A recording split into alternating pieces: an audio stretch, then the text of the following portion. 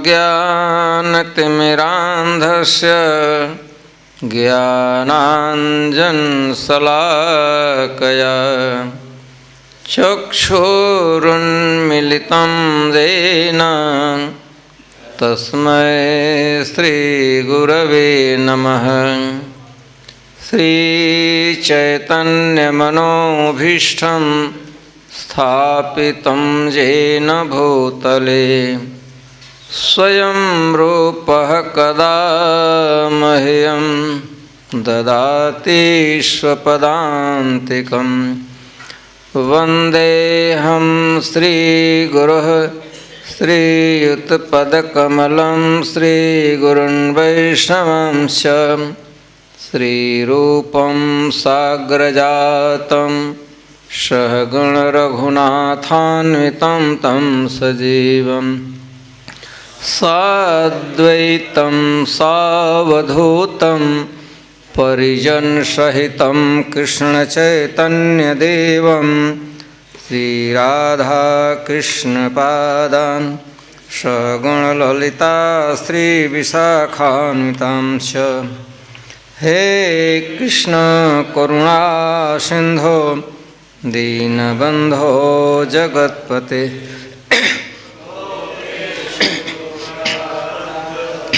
राधाकान्त नमस्तुते। तप्त कांचन गौरांगी राधे वृंदावनेश्वरी वृषभानुसुते देवी प्रणमामि हरिप्रिये। नमो महावदन्याय कृष्णप्रेमप्रदायते कृष्णाय कृष्णचैतन्य नाम्ने गौरत्विषे नमः। जय श्री कृष्ण चैतन्य प्रभु नित्यानंद श्री अद्वैत गदाधर श्रीवासादि गौरभक्तवृंद। हरे कृष्णा कृष्णा कृष्णा हरे हरे हरे राम राम राम हरे। ओम नमो भगवते वासुदेवाय।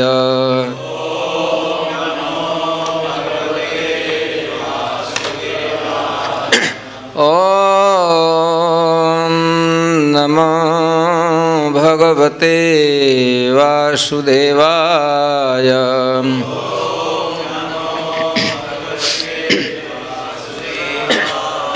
ओम नमो भगवते वासुदेवाय।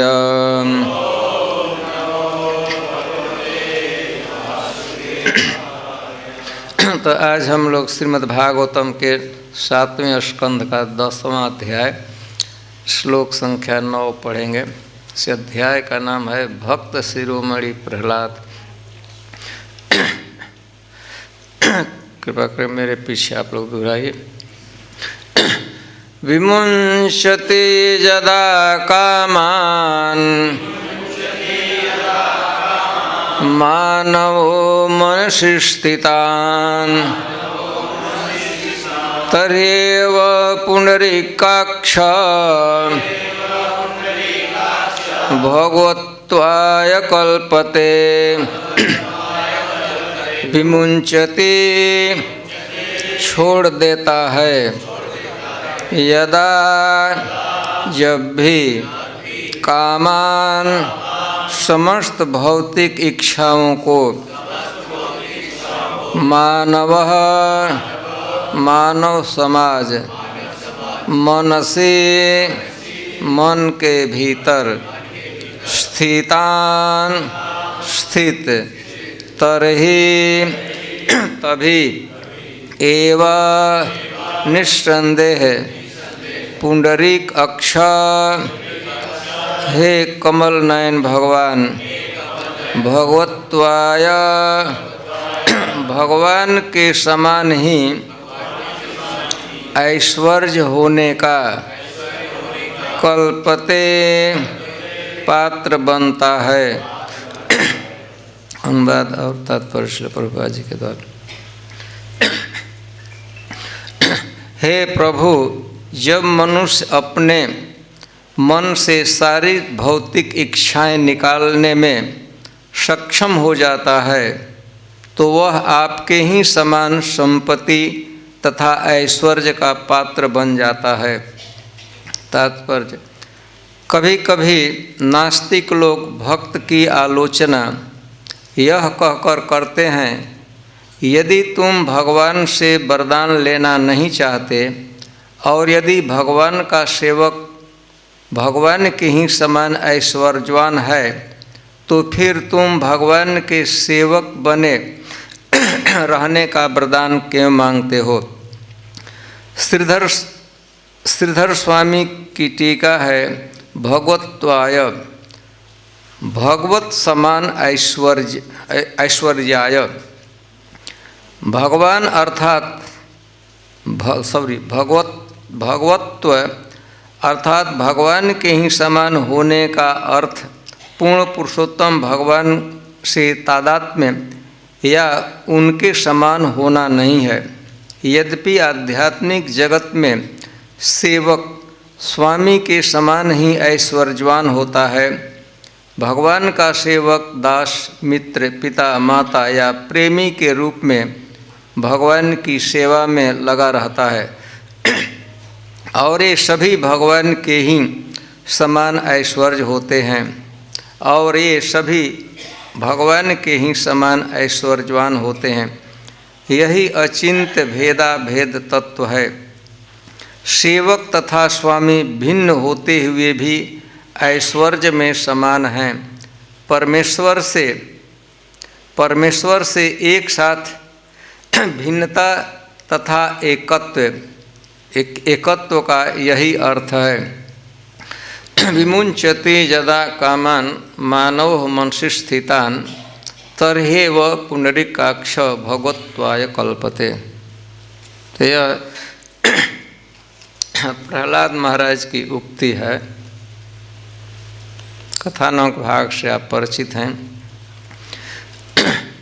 भगवान नृसिंहदेव प्रकट हुए और प्राकट्य के तुरंत बाद ही, प्रकट होने के तुरंत बाद ही भगवान ने हिरण्यकशिपु का वध किया और हिरण्यकशिपु के वध करने के बाद प्रहलाद महाराज ने भगवान नृसिंहदेव की स्तुति की है।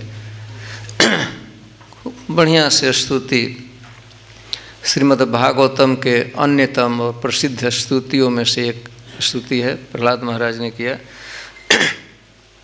उस स्तुति को सुनने के बाद पहले भी प्रहलाद महाराज की भक्ति से और पुनः तात्कालिक रूप से जब प्रहलाद महाराज ने भगवान की स्तुति की, प्रार्थना की, और भगवान उनसे बहुत प्रसन्न हुए। भगवान ने कहा है कि प्रहलाद, मैं तुम पर अति प्रसन्न हूँ। प्रहलाद भद्रम ते प्रीतोहम ते सुरोत्तमम। भगवान नृसिंहदेव कहते हैं कि प्रहलाद, मैं तुमसे प्रीतः अहम अस्मि, मैं अत्यधिक तुमसे प्रसन्न हूँ, तुमसे खुश हूँ, संतुष्ट हूँ, इसलिए वरम विणीष्व। भगवान नरसिंहदेव ने कहा कि वरम विणीष्व, तुम मुझसे वरदान मांगो। अभिमतम, जो तुम्हारी इच्छा है वह, चूँकि मैं तुम पर पूर्ण रूप से प्रसन्न हूँ, खुश हूँ, संतुष्ट हूँ तुम्हारी भक्ति से, इसलिए वरम विणीष्व, तुम मुझसे वरदान मांगो। अभिमतम, तुम्हारी जो इच्छा हो, तुम्हें संकोच नहीं करना चाहिए, क्योंकि भगवान कहते हैं काम पूरो अहम अस्मि। मेरा ऐसा सौभाग्य है, मेरा ऐसा स्वभाव है, मेरा ऐसा नेचर है कि मैं अपने शरणागत भक्तों का संपूर्ण कामनाओं को पूरा करता हूँ। काम पूरो अस्मि अहम।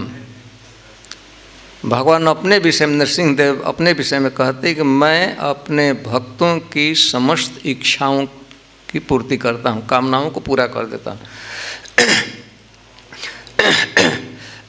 और इसके बाद भगवान और भी बातें करता है, लेकिन जो मैं जिस पर किसी पर प्रसन्न हो जाता हूँ, खुश हो जाता हूँ, तो उस व्यक्ति के लिए कुछ भी दुर्लभ नहीं है।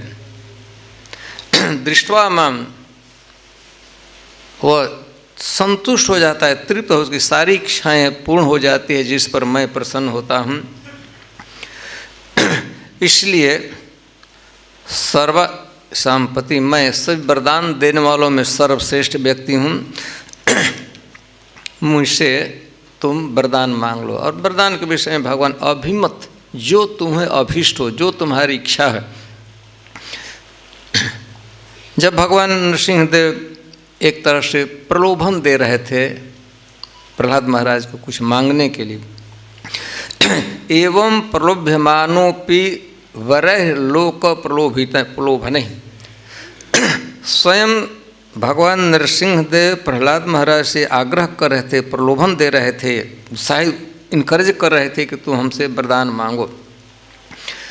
लेकिन प्रहलाद महाराज ने कुछ वरदान नहीं मांगा। क्यों नहीं मांगा? एकांतित्वात्, एकांतिक भक्त थे भगवान के। भगवान के एकांतिक भक्तों का एक स्वभाव होता है कि भगवान से कुछ मांगते नहीं हैं। तो चूँकि प्रहलाद महाराज भगवान के एकांतिक भक्त थे, तो भगवान के प्रलोभन देने के बाद भी प्रहलाद महाराज ने वरदान नहीं मांगा। तो प्रहलाद महाराज वरदान नहीं मांगे। भगवान नरसिंहदेव कह रहे थे कि हमसे तुम अभीष्ट वरदान ले लो, मैं तुम्हारी सभी इच्छाओं की पूर्ति कर दूंगा। तो प्रहलाद महाराज वरदान नहीं मांगे। क्या कारण था कि जब भगवान दे रहे हैं, किसी को प्रसन्न होकर खुश होकर देना चाहते हैं, भगवान की इच्छा है कुछ देने का, तो प्रहलाद महाराज ने क्यों नहीं वरदान मांगा?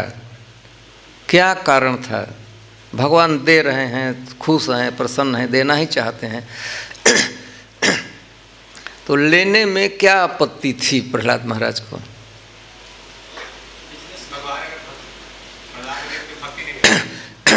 भक्ति योगस्स तत्सर्वम अंतरायम, अंतरायात, अंतराय जो लिस्ट, जो वरदान भौतिक को भी होता है, वरदान होता है, तो भक्ति योग के तत्सर्वम अंतराय, अंतराय मतलब ऑब्स्टेकल। भक्ति योग के प्रोग्रेस में कोई करता है तो ये जो वरदान होते हैं, भौतिक सुख सुविधाएं होती है, उसमें अंतराय होते हैं, उसको रोकते हैं, बाधा देते हैं। तो प्रहलाद महाराज के वरदान नहीं लिए, उस देख रहे थे कि जो कुछ भगवान दे रहे हैं इसे वरदान से हमारी भक्ति योग में अंतराय, बाधा, कठिनाई उत्पन्न होगी। भक्ति योग के जो प्रोग्रेस है उसमें यह बाधा दे सकता है। मन्यमान हृषिकेशम स्वयं उवाच। प्रहलाद महाराज की ऐसी धारणा थी कि जो जितने भौतिक भोग है यह भक्ति के प्रगति में बाधक होते हैं।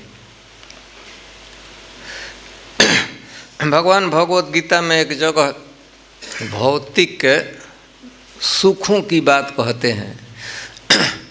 भौतिक सुख का एक स्वभाव यही संस्पर्शजा भोगा दुख यो न एवते आद्यंतवंत कौन्तेय न तेषु रमते बुध।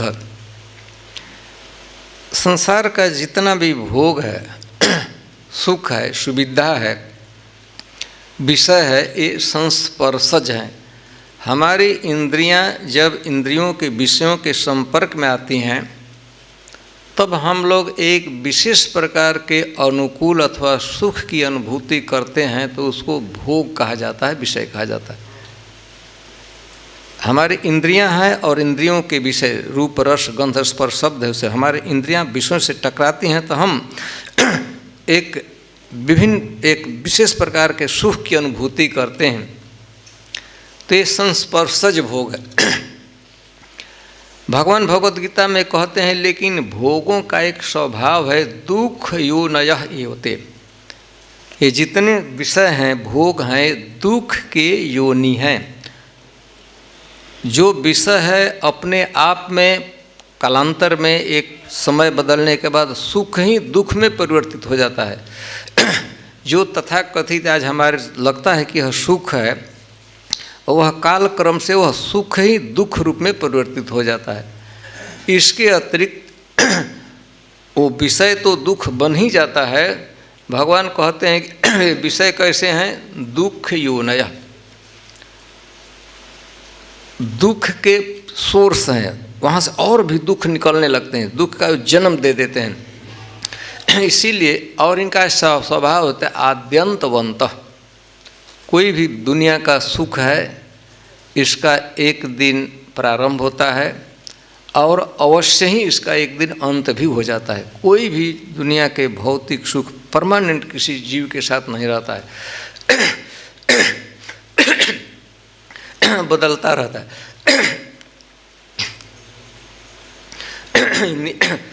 हिंदी के कवि ने कहा, 4 दिन की चांदनी पुनः अंधेरी रात।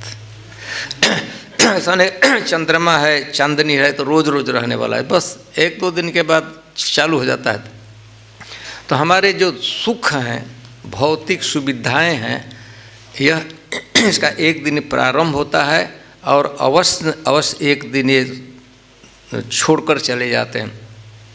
इसीलिए जो विद्वान व्यक्ति है, बुद्धिमान व्यक्ति है, वह इन सुखों के प्रति आकर्षित नहीं होता है। तो प्रहलाद महाराज यद्यपि कि नरसिंहदेव प्रलोभन दे रहे थे, आग्रह कर रहे थे कि आप वरदान हमसे मांग लो, लेकिन वो एकांतिक भक्त थे, इसलिए उन्होंने नहीं मांगा। इसलिए कि ये जो भी भौतिक सुख है, सुविधाएं हैं, भोग हैं, भक्ति में अंतराय हैं। फिर एक सामान्य स्थिति पर प्रहलाद महाराज एक बहुत बड़ी बात भगवान से कह दिए कि भगवान, मैं आपकी सेवा में, आपकी भक्ति में लगा हूँ, आपका भक्त हूँ, तो यह इसमें भक्ति करने में मेरी कोई भौतिक कामना नहीं है, यानी कि मैं आपसे कुछ लेना चाहता हूँ। मैं आपकी सेवा कर रहा हूँ, भक्ति कर रहा हूँ, जप कर रहा हूँ, और बदले में मैं आपसे कुछ अपेक्षा नहीं करता हूँ, नहीं रखना। और इसके साथ साथ प्रहलाद महाराज ने कहा कि जो भी भक्त है, भगवान की सेवा करता है, भगवान का भजन करता है और भक्ति के बदले में कुछ भगवान से चाहता है। भक्ति करते हैं हम, भगवान का सेवा करते हैं, पूजा करते हैं, प्रार्थना करते हैं, जप करते हैं, लेकिन हमारी आकांक्षा होती है कि भगवान हमारी इस इच्छा की पूर्ति कर दीजिए, मैं अभाव में हूँ। तो उस व्यक्ति को, भजन में लगे हुए उस व्यक्ति को प्रहलाद महाराज ने कह दिया कि न स भृत्य, वह सेवक नहीं हो, भक्त नहीं है। भक्ति करता है लेकिन भगवान से बदले में, सेवा के बदले में, भक्ति के बदले में कुछ चाहता है। तो उसे न स भृत्य, उसको भक्त नहीं कहा जा सकता है, वो भक्त नहीं कहा। एक बड़ा खराब शब्द प्रहलाद महाराज, स्ट्रॉन्ग शब्द, सवय बणिक। बणिक समझते हैं ना, ये बढ़िया, ब्राह्मण तो बड़ा अच्छा शब्द है, किसी को ब्राह्मण कहा जाता है, क्षत्रिय कहा जाता है तो वह भी अच्छा लगता है। किसी को तुम बनिया कह दीजिए, लेन देन बड़ा तौल कर कुछ देते हैं तो दूसरे पड़े पर कुछ रखते हैं। ठीक, पहले अनाज से विनिमय होता था वस्तुओं का। तराजू पर एक तरफ कुछ रखते थे, ठीक उसी को तौल कर दूसरे को उतना ही दिया जाता। तो यह जो व्यापार करता है, यह करता है, विनिमय करता है भगवान के साथ। तो प्रहलाद महाराज कहते हैं कि यस्त आशीष आशास्ते, जो भगवान से सेवा के बदले, भक्ति के बदले में कोई चाहता है, वो भक्त नहीं है, वो सवै बणिक, वह बनिया है। ये मतलब बड़ा खराब शब्द है, मतलब कि संस्कृत अच्छा है, बणिक शब्द कहते हैं कि मतलब किसी को यह कह देना है कि उसके छोटी बुद्धि है, कुछ लेन देन में बड़ा हिसाब किताब रखता है, उतना ही देना। और इसी क्रम में भगवान से प्रहलाद महाराज ने शिकायत भी कर दी। और जो स्वामी भी है, किसी अपने सेवा का पालन पोषण, अपने भक्त का सेवा कर, भक्त को कुछ देता है, इसलिए देता है कि इसने हमारे लिए कुछ किया है, तो वह स्वामी भी बहुत अच्छा स्वामी नहीं है। क्या भजन किया है तब कुछ दे, कुछ हमारी सेवा करता है तब देता है।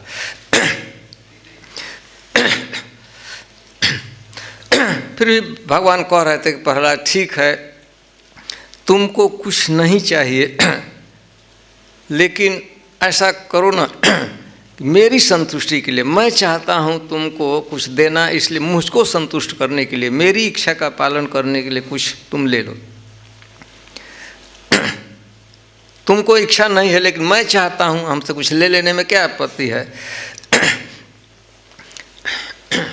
तो प्रहलाद महाराज के ठीक है, आप ईश्वर हैं, भगवान हैं हमारे से, आप देना चाहते हैं तो मैं नहीं तो नहीं कह सकता हूँ, जरूर कुछ से मांग।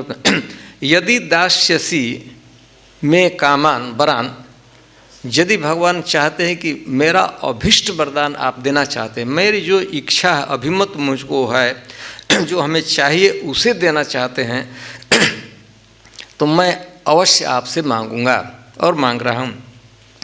कामान हृदय असंरोहम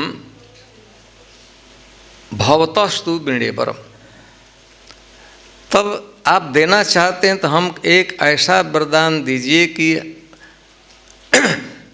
वरदान के प्रति मांगने की इच्छा का उदय मेरे हृदय में न हो। मांगने इच्छा होता है ना, मन में आता है कि हमको कुछ चाहिए, तो किसी प्रकार की कामना ही मेरे हृदय में न हो, उत्पन्न ही न हो, अंकुरित न हो। कामना का यदि बीज है तो उसमें कभी अंकुरित न हो। कामान हृदय असंरोहम, असन अनुत्पत्ति, समरोह मतलब उत्पन्न होना, असमरोह मतलब कि मेरे मन में किसी प्रकार के मांगने की इच्छा का ही उदय न हो। यदि आप देना चाहते हैं तो यही वरदान दीजिए।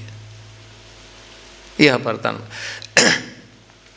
मांगने की इच्छा, मांगने का जो संकल्प होता है वह हमारे हृदय में यदि भगवान कहीं है तो उस संकल्प को नष्ट कर दीजिए। यही मैं आपसे वरदान मांगता हूँ। प्रहलाद महाराज यह क्यों कहते हैं कि विषयों के प्रति जो आकर्षण है, इच्छा है, वह उसको प्रहलाद महाराज उसका उत्पन्न ही न हो, तो भौतिक इच्छाएं हैं, भोग है, विषय है, इसमें दोष क्या है, क्या कारण है कि आप नहीं लेना चाहते हैं? अब क्या कारण है कि आप चाहते हैं कि आपके हृदय में विषयों के प्रति, भोगों के प्रति कामना, इच्छा ही न उत्पन्न हो? इसमें क्या दोष है? कामना का अंकुरण ही हृदय में, यदि किसी के हृदय हो, कामना उत्पत्ति में क्या दोष है? यदि कोई भक्त भोगों में लगा रहता है तो उसमें क्या दिक्कत है? बढ़िया से भजन भी करते हैं, बढ़िया से खाते पीते हैं, भोगों में लगे हैं, तो ठीक, दोनों ही ठीक है। क्या दिक्कत है कि यदि कामना किसी के हृदय में? प्रहलाद महाराज बहुत स्ट्रांगली एक बात कहते हैं कि यदि किसी के हृदय में भोगों के प्रति कामना उत्पन्न होती है, इमीडिएटली इंद्रियाणि मनः प्राणः आत्मा धर्मो धृति मति ह्री स्त्री तेज स्मृति सत्यम यस्य नश्यन्ति जन्मना। बहुत लंबा लिस्ट। यदि किसी के हृदय में कामना का उदय होता है, जन्मना, केवल जन्म ले लिया, हमारी इच्छा हो गई कि हमको यह भोग चाहिए, तो उसकी इंद्रियां नष्ट हो जाती हैं। संपूर्ण इंद्रियां नष्ट होने का असत पथ में लग जाती हैं, कुमार्ग में लग जाती हैं, असत पथ में जाने लगी। इंद्रियाणि मन उचित अनुचित दिशा में जाने लगता है, नष्ट हो जाता है। प्राण, जो हमारे जीवनी शक्ति है, आत्मा मतलब शरीर, ये सब कुपथ में खराब रास्ते पर चले जाते हैं। धर्म भी नष्ट हो जाता है। जो ही हमारे हृदय में भोगों के प्रति कामना होती है, वर्णाश्रम धर्म अथवा वर्णाश्रम धर्म कहते हैं, अथवा भगवत आराधना रूप जो धर्म है, कर्तव्य है, वो नष्ट हो जाता है, उसके प्रति अरुचि हो जाती है। ह्री धृति, धैर्य नष्ट हो जाता है। द्वंद्व को सहने की जो क्षमता होती है, वो द्वंद्व धृति भी नष्ट हो जाता है। और मति, हमारा जो बुद्धि भी नष्ट हो जाती है। क्या उचित है और क्या अनुचित है, इसका विवेक हमको नहीं रहता है। ये भोगों का स्वभाव है। प्रहलाद महाराज भोगों को क्यों नहीं ले रहे हैं? तो भोगों के प्रति आकर्षण होने में, विषय में लगने में क्या दिक्कत होती है, एक तुरंत ही वो नष्ट होते हैं।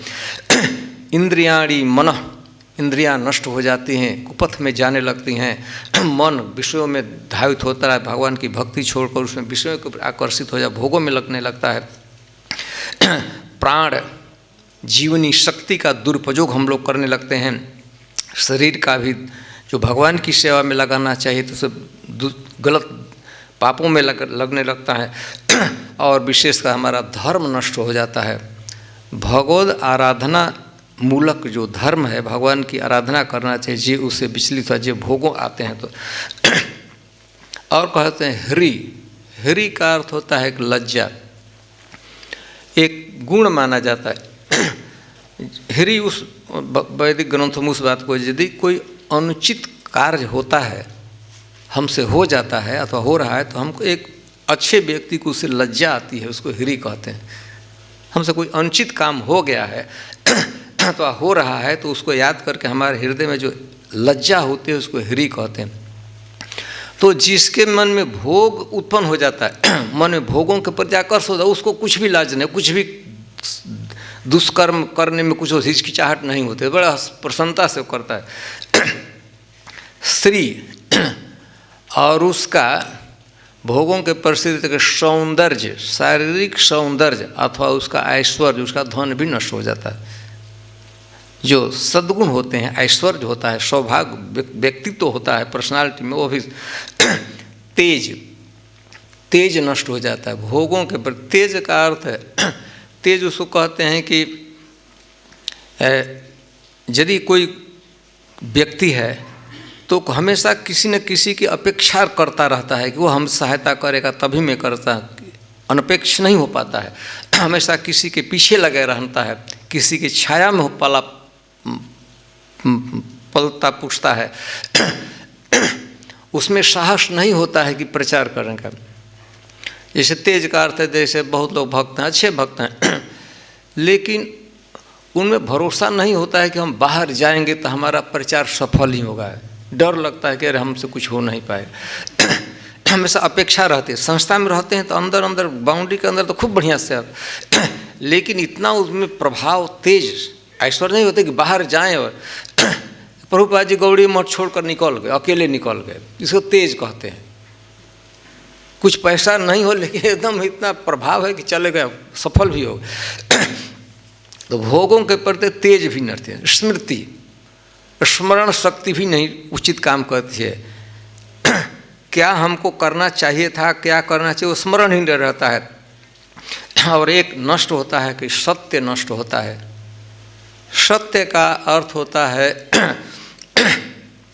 आपको सत्य को जानते हैं, सत्य वाणी, सत्य वो नहीं बोल सकता, भोगों के प्रति आकर्षण होता है तो सत्य बोलना मुश्किल हो जाता है। यथार्थ भाषण जिसे कहते हैं, यदि भोगों के प्रति आकर्षण विषय में लगे हैं तो यथार्थ भाषण, सत्य भाषण नहीं कर सकते हैं। इसके अतिरिक्त सत्य का अर्थ होता है कि जो उचित अवस्था में हम लोगों के प्रति दूसरे जीवों का हित करने की जो इच्छा होती है वो नष्ट हो जाती है।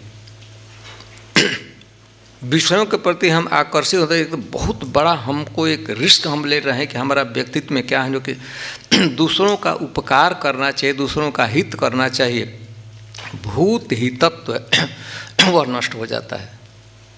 दूसरों के प्रति बहुत बड़ा सबसे अच्छा गुण यह माना जाता है कि हमारे हृदय में दूसरों को भलाई करने की इच्छा रहे, इसे भूत हित। भगवान कहते हैं कि भक्ति में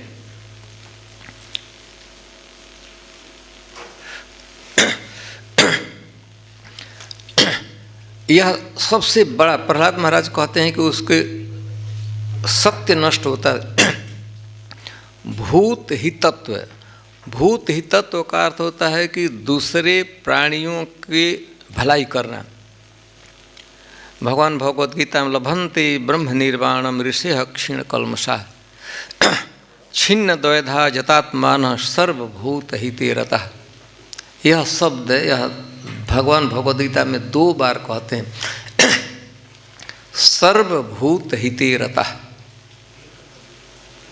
सभी प्राणियों के हित में रत रहना, सर्वभूत हिते रतः। यह गुण डेवलप करना चाहिए हमको। हमारे व्यक्तित्व का वहीं पर जांचा जाता है कि हम दूसरों के लिए कितना भलाई करना चाहते हैं, दूसरों के लिए कितना जीना चाहते हैं। तो प्रहलाद महाराज कहते हैं कि उसमें सत्य नहीं रहता है। सत्य का अर्थ आचार्य ने कहा कि दूसरों के प्राणियों के हित करने की इच्छा नहीं रहती है। सर्वभूत हिते रतः, रत मतलब इंगित रहता, 24 घंटे उसके पास दूसरा कुछ काम है, दूसरे प्राणियों का मैं कैसे हित करूं, कैसे उसका उपकार करूं।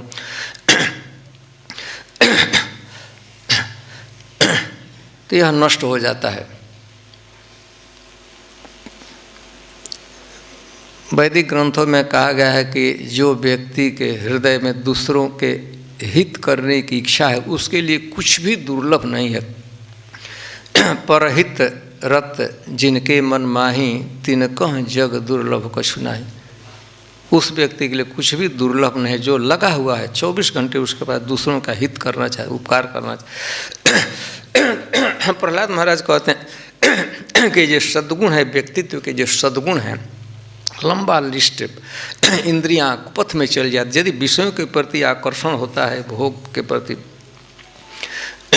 तो इसीलिए प्रहलाद महाराज भगवान से भी वरदान नहीं स्वीकार किए तो इतना ही कि भगवान आप देना ही चाहते हैं, आपका आग्रह है कि मुझे कुछ लेना ही चाहिए तो हमको दे दीजिए कि मैं आपसे अभिमत वरदान मांगता हूँ कि मेरे हृदय में विषयों के प्रति, विषयों का जो बीज है वो अंकुरित ही न हो, मांगने की इच्छा ही नहीं हो, लेने की इच्छा ही। यदि हमारे कहीं, मैं असुर परिवार में मेरा जन्म हुआ है, कहीं मेरे हृदय में कहीं वो बीज छुपा हुआ है, भोगों के प्रति आकर्षण जो है कहीं ना कहीं हमारे हृदय में यदि अस्थित है, तो कृपा करके ऐसी वरदान दे दीजिए कि उसमें कभी अंकुरण न हो, वह जम न सके, उत्पन्न न हो।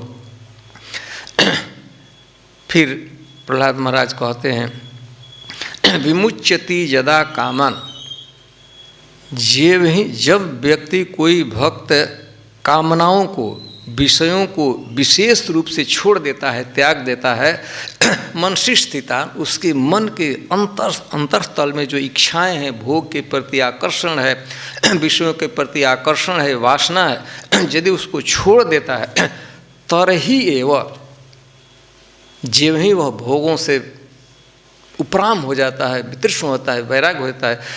पुंडरीकाक्ष भगवत्वाय कल्पते, उसमें सामर्थ्य हो जाता है, उसमें योग्यता हो जाती है। भगवत्वाय, भगवत्वाय कल्पते, वो भगवत तत्व, भगवत्व, भगवान का जो गुण है, भगवान में जो ऐश्वर्य है, उसमें भी वो आ जाता है। वो कल्पते में योग्य होता है। जे ही भोगों से उपराम व्यक्ति होता है तब ही वह सक्षम हो जाता है भगवत्व,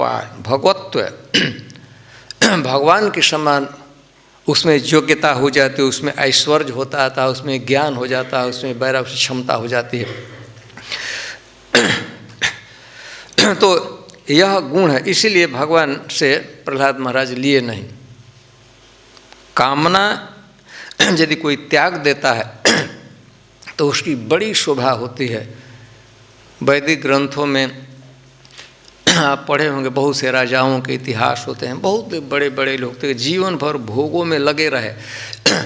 उनकी कहीं भी प्रशंसा वैदिक ग्रंथों में नहीं की गई है। लेकिन कुछ लोग ऐसे हैं कि राज्य को ऊपर छोड़कर, वैभव को छोड़कर जंगल में चढ़ गए भगवान की भक्ति, उन ऋषियों की अथवा उन राजाओं की बड़ी भूरी भूरी प्रशंसा की गई जो छोड़ दिए। तो यहाँ पर भगवत्व को प्राप्त हो जाता है, आपके समान में ऐश्वर्य हो जाता है। और भगवान के समान होने का अर्थ नहीं है कि एकदम भगवान के बराबर हो जाता है। लेकिन चूंकि भगवान की सेवा में रहता है, वैकुंठ में रहता है, तो भगवान जो खाते हैं वह सेवक भी वही खाता है, कोई कमी नहीं। भगवान संपत्ति उसकी नहीं हो गई है, लेकिन भगवान के साथ, एक राजा के साथ को रहता, राजा के साथ वैसे ही कार में साथ साथ चलता है, वैसे ही उसको भोजन करने को मिलता है। एक अभी भक्त हैं बरसाना में, काफ़ी महाराष्ट्र में जन्म हुआ था, तो इसका छोड़ छाड़ कर आ गए, बरसाना में रहते थे। अब महाराष्ट्र तो त्याग वृत्ति से करते थे, वो माधुकरी लेकर माधुकरी खाते थे। एक दिन हमसे बता रहे थे कि इसके, मैंने पूछा कि पहले क्या करते थे, तो पहले कहते थे कि बहुत बड़े नेशनल लेवल के जैसे होते हैं ना, जज होता है, वकील होते हैं, उनके साथ काम कर रहे थे बॉम्बे में। तो उनका वो जो वकील थे वो ताज होटल में रहते थे, उतना उनकी कमाई होती है कि अफोर्ड कर। तो ये असिस्ट कर रहे थे, असिस्ट कर रहे थे, तो उसी रूम में रहते थे। जो असिस्टेंट थे उनके सेवा में थे, नौकर चाहेंगे तो उसी में रहते थे। और वो एक बात बताते थे कि वो होटल में तो पेमेंट करना पड़ता था। तो उस समय, ये 20-25 वर्ष पहले की बात है, 30 वर्ष पहले की बात है, तो कह रहे थे कि वो जो एक मील जो भोज मिलता था उसका 1500 रुपया दाम होता था। तो उनके पास क्षमता नहीं थी, लेकिन चूंकि वो वकील के साथ थे और उसके साथ, तो वो उसके स्टैंडर्ड के अनुसार तो 1500 रुपये में एक बार, मतलब 2 बार खाएंगे तो 3000 रुपये उनको लगता। तो वहाँ थे तो ऐसा, और वही व्यक्ति यहाँ रहते थे तो माधुकरी करना पड़ता था, 7 घर से 5 घर से जाकर मांग कर खाते। तो वैसे जो किसी बड़े हम भगवान के हो जाते हैं, तो भगवान के पास जो ऐश्वर्य है, हमारा ऐश्वर्य नहीं हो जाता है। लेकिन जैसा भगवान हम भी उसका उपयोग करते हैं। इसीलिए भगवत्वाय कल्पते, भगवान के समान उसका ऐश्वर्य हो जाता है, भगवान के समान उसका सौंदर्य हो जाता है, भगवान के समान उसका ज्ञान हो जाता है, ज्ञान की क्षमता हो जाती है, कल्पते में योग्यता आ जाती है। वो चाहे तो वैसा अपुलेंट हो सकता है कि भगवान। तो प्रहलाद महाराज की यह अंतिम एक तरह से उक्ति है। फिर तो नेक्स्ट श्लोक है, उसमें भगवान को प्रणाम ही करते हैं, इसके बाद भगवान बोलना प्रारंभ करते हैं।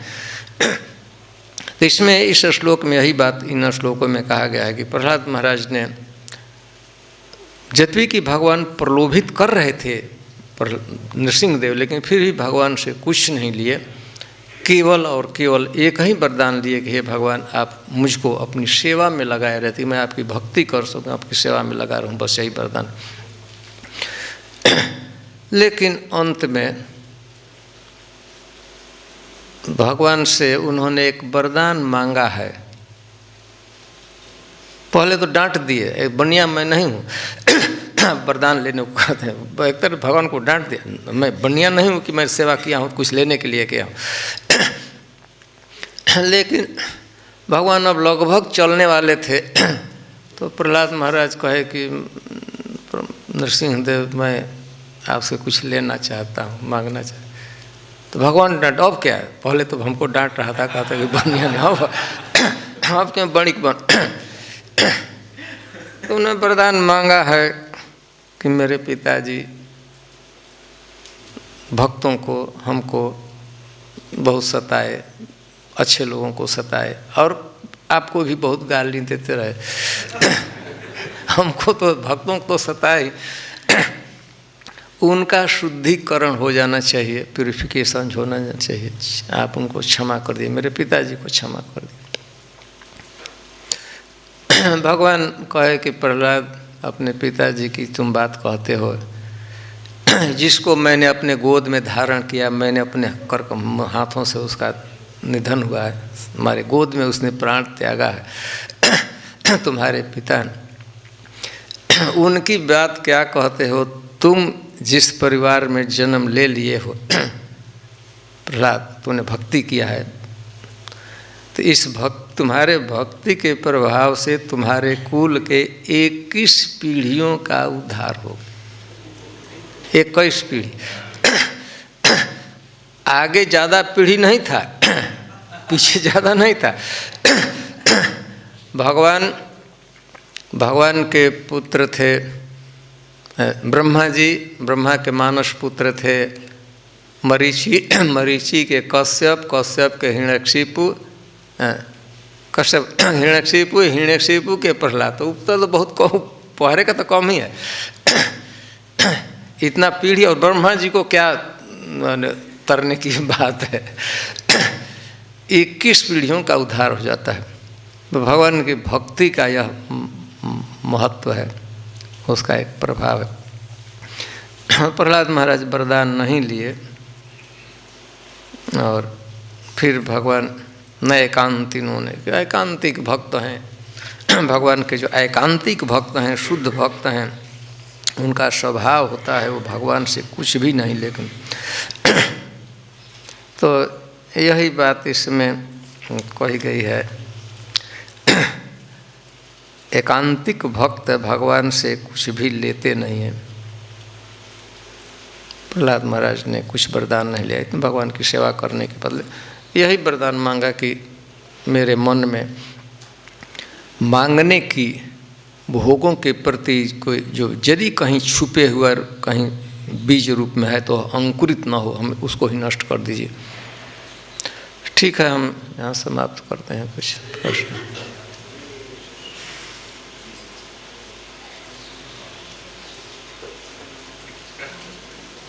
बोलिए।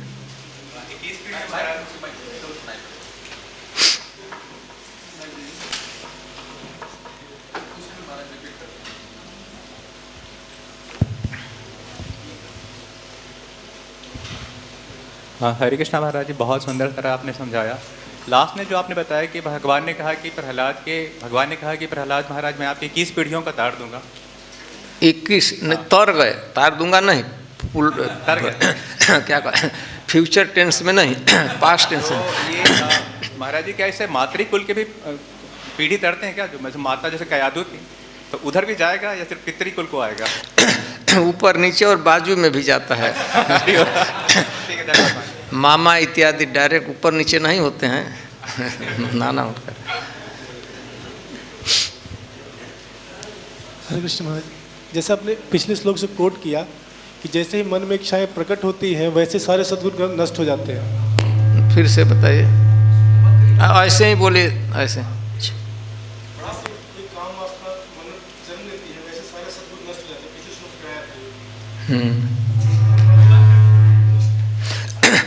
देखिए 8वां श्लोक है, आप जो कह इंद्रियाणि मनः प्राणः आत्मा धर्मो धृति मति ह्री श्री तेज स्मृति सत्यम यस्य नश्यन्ति जन्मना।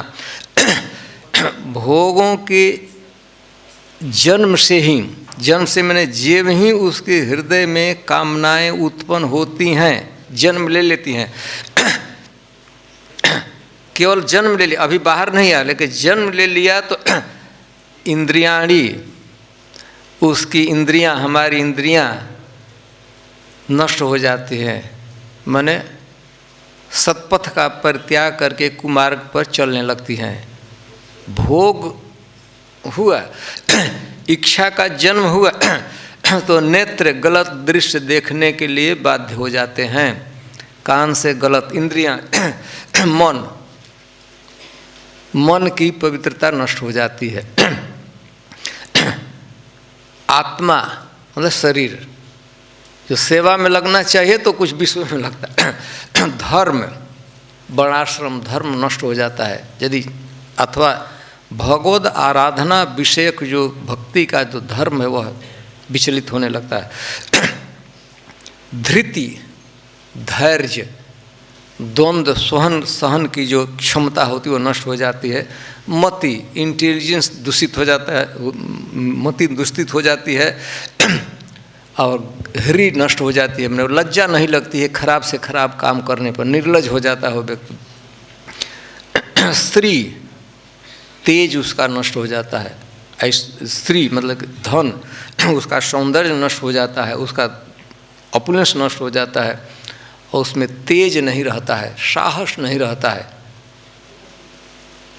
तो यह 8वां श्लोक है, यस्य नश्यन्ति जन्मना। जब जन्म ले लिया इच्छा, यदि वो विषय में लग गया तो वो क्या करेगा, उसका तो कायमुत्य न्याय से समझ ले। जिन ही विषयों के प्रति आकर्षण ने जन्म ले लिया हृदय में, भोगों के प्रति कामना उत्पन्न हो गई, विषयों के प्रति ललक उत्पन्न हो गई, ये सभी सद्गुण 1 मिनट में नष्ट कर देते। जन्मना, यहाँ प्रहलाद में 8वां श्लोक पढ़ लीजिएगा, यस्य नश्यन्ति जन्मना, जिसके जन्म लेने से ये सब जो ना लिस्ट दिखाएगा एकदम 1 मिनट में धराशायी कर देते।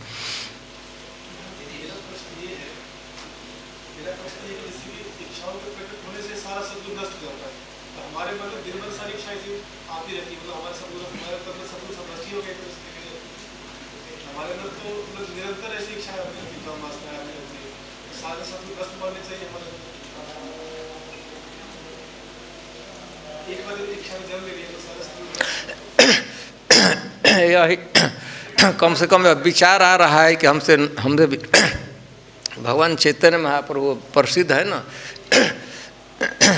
शिक्षाष्टकम का, प्रकाशी अनंत नाम अनंत रसेर धाम, कृपा करे ओहे भगवान, आपनार सर्वशक्ति अर्पण करिला तथी साधिवारे जीवेर कल्याण। ये अनुवाद है बंगला में, 2 श्लोक। चैतन्य आमार दुर्दैवती नामे ना जन्मिल रति धिक रहु जीवने आमार। भक्तों को ही रिप्रेजेंट करके भगवान आमार दुर्दैवती, हे भगवान आपके नाम की इतनी महिमा है, आपने अपने नाम में अपनी संपूर्ण शक्तियों को रख दिया है, लेकिन मेरा दुर्भाग्य, आमार दुर्दैवती, मेरा दुर्भाग्य है, दुर्दैव है, नामे ना जन्मिल रति, नाम के प्रति मेरे हृदय में रति प्रेम नहीं हुआ, धिक रहु जीवन हमार, बेकार, मेरा धिकार है मेरा जीवन। भगवान चैतन्य महाप्रभु को तो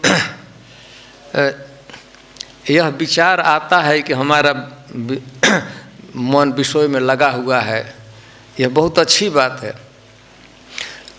एक भक्त ने कहा है कि मेरा मन जैसे मछली पानी से कभी नहीं अलग होती है, तो मेरा मन भी एकदम उसके अंदर ही खूब बढ़िया से रहता है। यदि विषयों से निकाला जाता है, जैसे मछली को पानी से निकाल छटपटाने लगती है, ठीक मेरी दशा भी वही है। विषयों से, भोगों से जे ही बाहर गया तब मछली देखते हैं तड़पने लगती है, छटपटाने। तो यही ऐसे भक्त में सारे गुण होते हैं। तृणादपि सुनीचेन तरोरपि सहिष्णुना अमानिना, तृण से भी अपने को। यह अच्छी बात है कि यह विचार आता है कि एकदम मैं विषयों से फ्री हूँ, कुछ है ही नहीं, मैं जप करता हूँ बढ़िया से, हमारा जप हो रहा है, भजन हो रहा है, एकदम कोई परफेक्ट। यह यदि विचार आता है तो उसके व्यक्ति, उस भक्त के भक्ति पर कुछ शक हो सकता है कि करता है कि नहीं करता है। जिसका मन जितना ही भक्ति में लगता है तो भक्ति का स्वभाव से नम्रता आती है।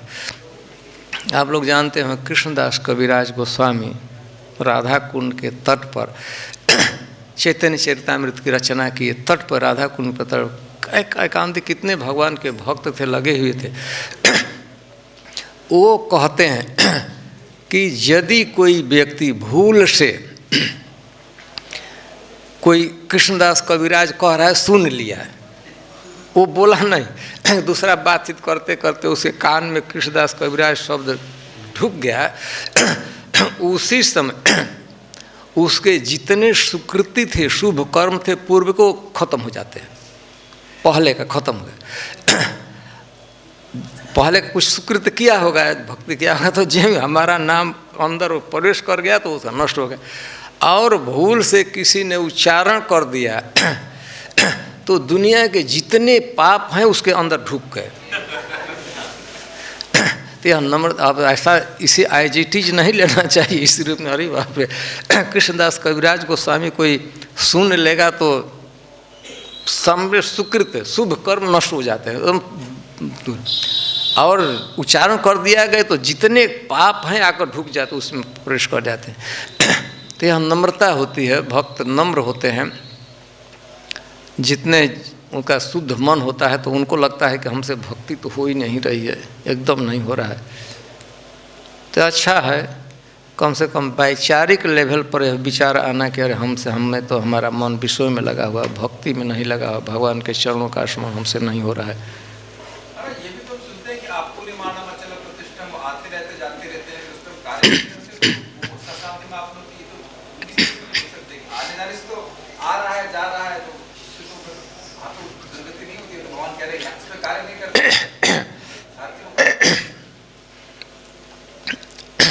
हम भक्त के विषय में कि आपूर्ण्यमान मचलम प्रतिष्ठम, ये विषय आ रहे हैं जा रहे हैं। मनसी स्थिता, उसके मन में बाहर से जैसे कभी गए कहीं बढ़िया से फीस्ट मिल गया, खूब बढ़िया से खा भी लिए, कहीं रूखा सूखा भी भोजन मिल गया, तो उससे भक्त का मन प्रभावित। तो यहाँ पर जो प्रहलाद महाराज कहते हैं कि मन में विषयों के प्रति महत्व बुद्धि उत्पन्न हो जाना उससे होता है।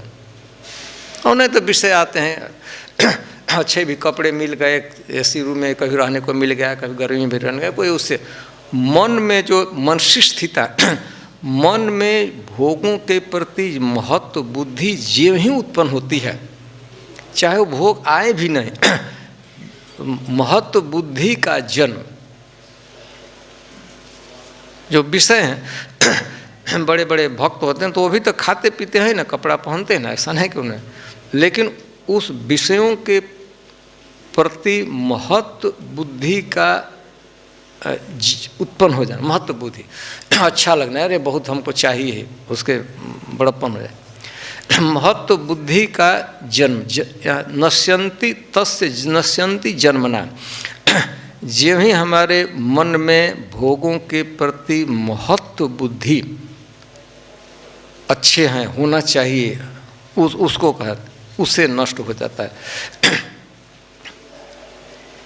तो ठीक है, ग्रंथराज श्रीमद्भागवतम की